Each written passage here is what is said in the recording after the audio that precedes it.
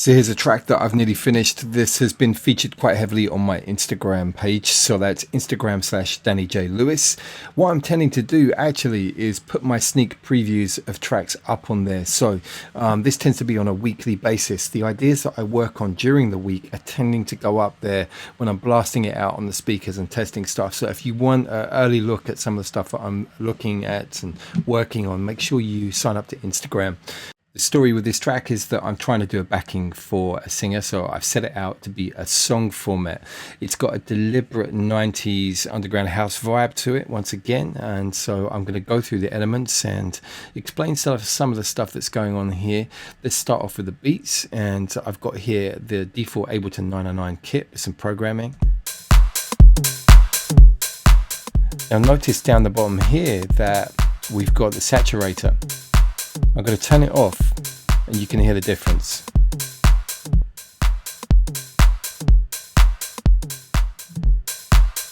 So what's happening is it's making it fatter, but be aware that there is also a level increase. So it's not really fair to compare with this and without. What I'd need to do is take a look at the amount of drive here, which is 5.71 dB. Let me just take the output down to compensate. So we're going to get pretty much the same level, but you're going to hear that extra character. So you need to listen a bit more carefully now. So this is before. And I'm going to turn it on now. So this time it's much more subtle. Okay, but it's definitely adding a character that I like. It makes it feel a bit more vintage, a bit fatter.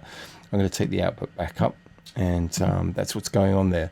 The programming, pretty standard in terms of a mixture of the kick, basically the clap, closed hi-hat, open hi-hat, and these are running also with a Rimshot and also with a tom, just for some extra detail. Going to open up chain. Now, one of the things I'm going to point out is this Rimshot. Take a look at the EQ. So I've rolled off the bass here. So I've used the first band, and this is as a low cut, high pass filter, basically 137 Hertz. Let me take that off.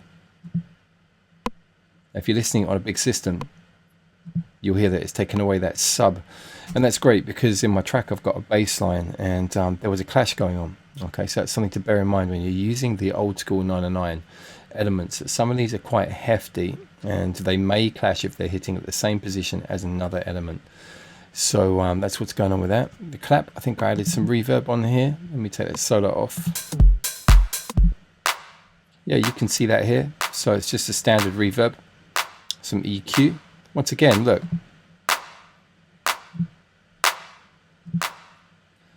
Off and on, you can really hear the difference there. So if you want to see that, taking off that first band, you can see all that weight down below. So once again, thinning it out. The tom, similar story. I thin this out, but this time using the EQ3. So at 120 Hertz, everything below is being reduced. And in this case, I didn't use the 909 crash and splash. And in fact, I think I've only got a crash on here. No, I'm just looking. I've got a splash cymbal as well. So the crash tends to be the bigger cymbal. Splash is a shorter, kind of more cutting sound. And we've got a combination of these. I'll tell you what I'll do. I'll get it so that we can hear that. Let's come back on here. So the crash. And then also the splash is coming up.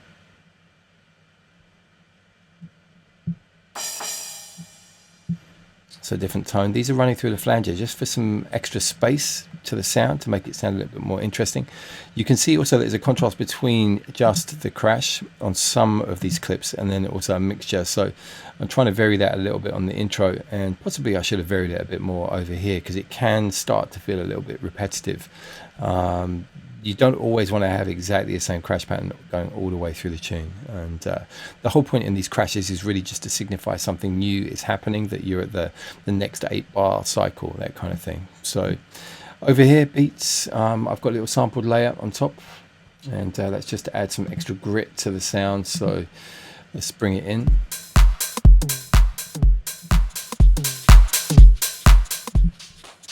There it is. It's a loop that's been pitched down and bounced out, roughed up. So just to add a little bit of extra texture in the background. And let's come over here. Tambourine layered on top. This resonant pad coming up is to signify the next section. All right, so look, here we go.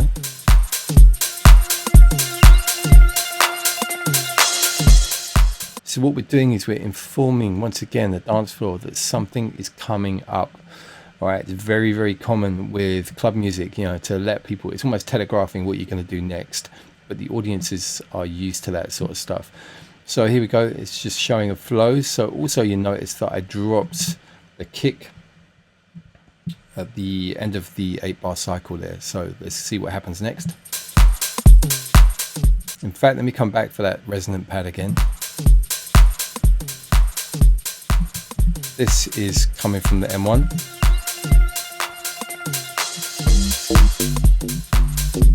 So that's the patch.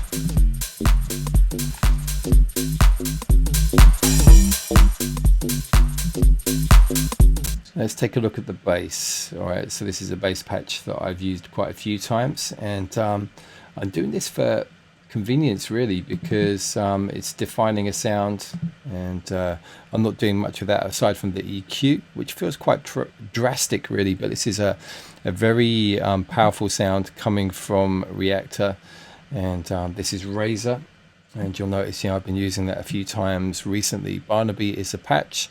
I think I might have customized it very, very slightly. This is running through the LA2A compressor emulation from Native Instruments, the VC2A. And also going through some compression here afterwards, sidechain compression from the kick, just to help the whole thing bind in there together, because there's a lot of stuff going on in the bottom end. And in fact, you can still basically hear a little bit of a clash from that tom. Let me take that out. It's this one.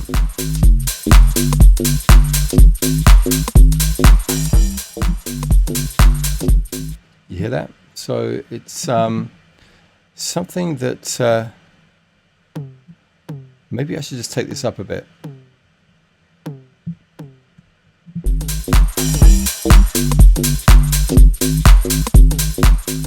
And maybe even pan it. So that could help. Let me pan this out. Let's take the two together. I don't want it to be bassy that time. It's just a little percussive hit.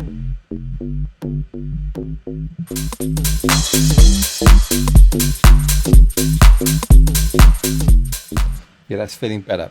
So you can see what's going on here. We're juggling quite a lot, basically just trying to get all these elements sitting together nicely. And I am near the kind of end phase of the mixing, but it doesn't mean that it's absolutely finalized, because you don't want to mix it too much, because when the vocals come on, it may be you're going to have to adjust the levels of some of the instruments. And the first instrument that comes in is here.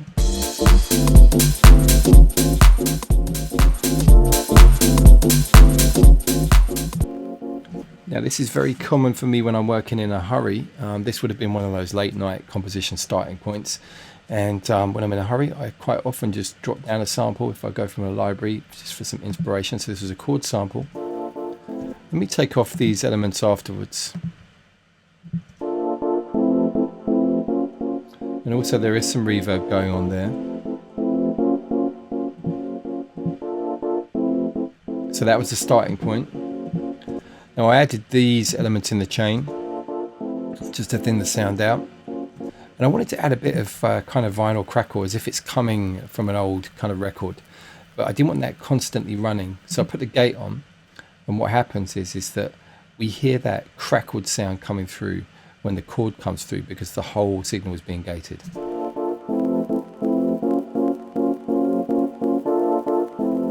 Okay, back in. Let's go through to the next section.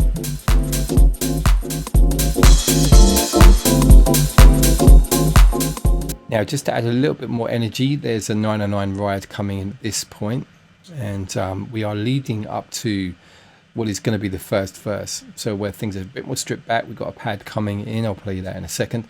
But just an extra layer whilst the ride is coming in is this organ chord. So this is echoing the chords from the stab. This one here you can see M1. Yeah, the M1 is the classic 90s workstation. So there's an organ patch called Chorale. EQ'd quite heavily with the bottom end taken out. So let's bring that back in.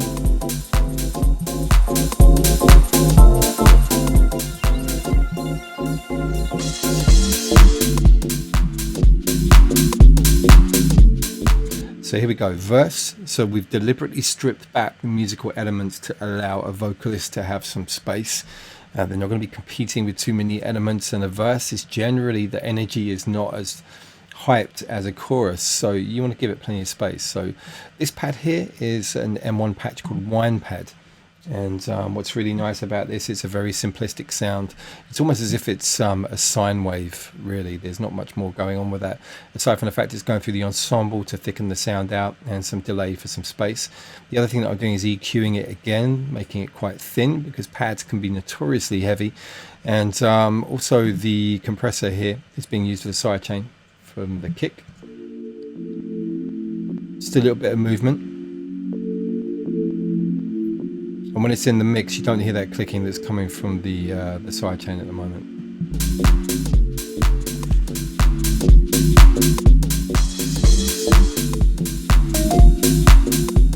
And there's that classic M1 organ sound. This is the organ 2 patch. So you can see that the M1 is all over this one. And there we go, organ 2. Just add a little bit of flavour on the second part of the verse here, just to lift it out a bit before we hit the chorus.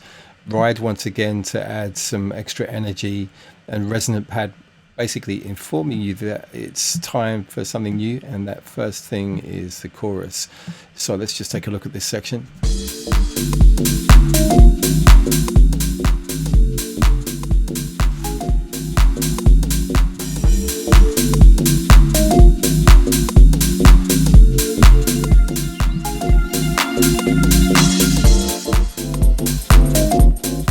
So with the chorus, we're back to that first chord stab, this one,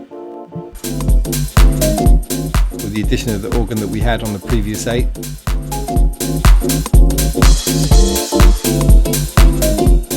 This EP chord is doubling up on the sample chord, just to add some kind of extra texture. You can see it's really thinned out as well, but in the mix it doesn't sound bad at all. It's being underpinned by the other chord you see up here. And we come up to a section that I'm calling the post-chorus. It's maybe a section where the singer could ad-lib something. That means kind of make it up, really. Just some vocal stuff. And that's featuring that Arco string patch, another real 90s classic. So this is M1 Arco string, and what I've done with this is I've actually added quite a lot of the ensemble hall. So this is the effect here, and I'll take it off so you can hear that. So you can really hear how the space is making up a big part of this sound. So it's much more majestic and dramatic now, and also sits in the mix better as well.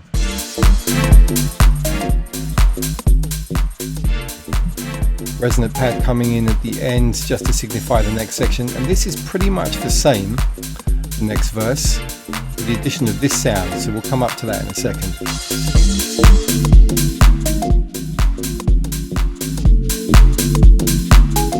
So the second verse is very likely to have extra harmonies on the vocal, just to make sure that it's something different, it's not too boring. Here's a new keyboard sound coming up.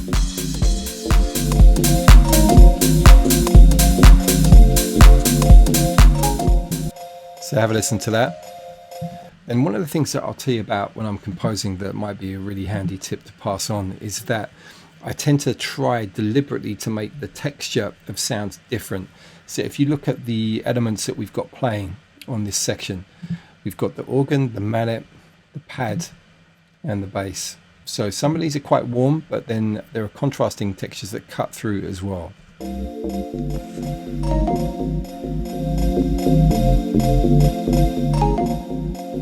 So the mallet has a brighter texture to it. The organ is a bit brighter. The original pad over here is warm, not too much bright energy, and the bass is the same. So we've got two elements that are warm without too much brightness, and we have two elements that are a little bit brighter. So it's those contrasts that allow the whole thing to work nicely. All right. If I added another warm element where the mallet is, it probably sound like it's a little bit too boring. But if I had everything bright, it would sound over exaggerated in terms of the brightness. So we mix and match when we're making the musical elements.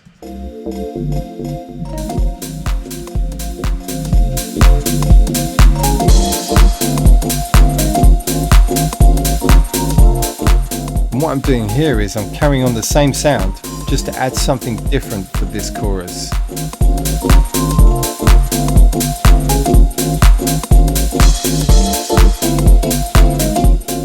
Coming through again, and we're coming up to another post-chorus section, but for extra drama I've taken all the beats out, and it's like a breakdown.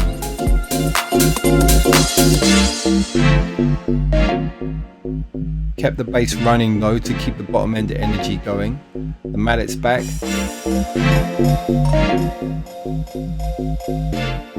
and here we go for final chorus and ad-libs. Yeah, once again, ad-libs are things that are made up by the singer, you know, so you'll have the lyrics, but then they might just do real improvised sections that can often turn out to be fantastic if you're doing a dub mix. Another new bright element came in there, that was the bells here. Another M1 patch called wind chimes. Take you back to that. Bring the other elements in.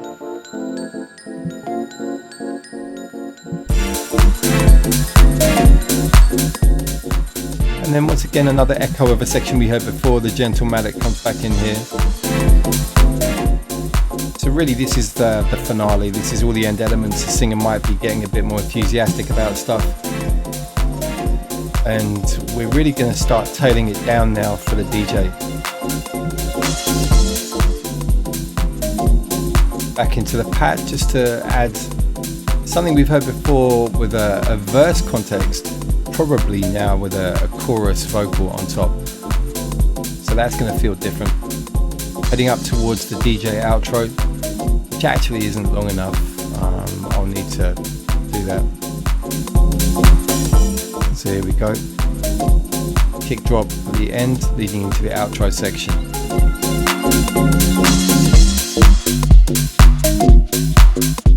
Keeping the bass and the organ. Whilst I'm here, I might as well just duplicate this out.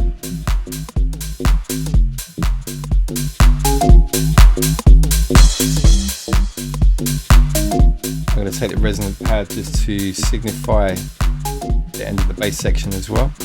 And then we're into straight up beats for the DJ to mix into. For the next tune, basically. There we go.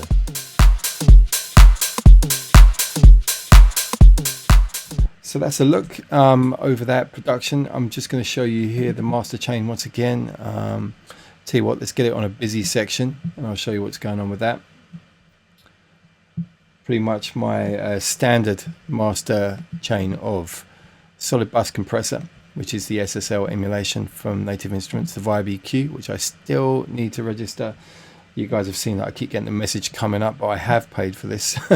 I am a registered user of that. It's a great EQ, I really like it, based on the Pultec. And then my Waves L2.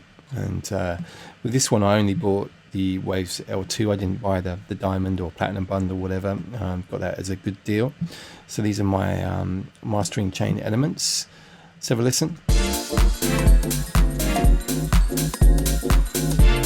Actually, let me just undo that. I think I might have adjusted the parameter. by moving this pot. Hopefully not. Yeah, because look, this matrix isn't set up, so I was a little bit paranoid that I moved that and it would impact something, but it hasn't done. So let's take this, and this. Shift plus select, going to group these together so we can have before, and then I'll switch it in now.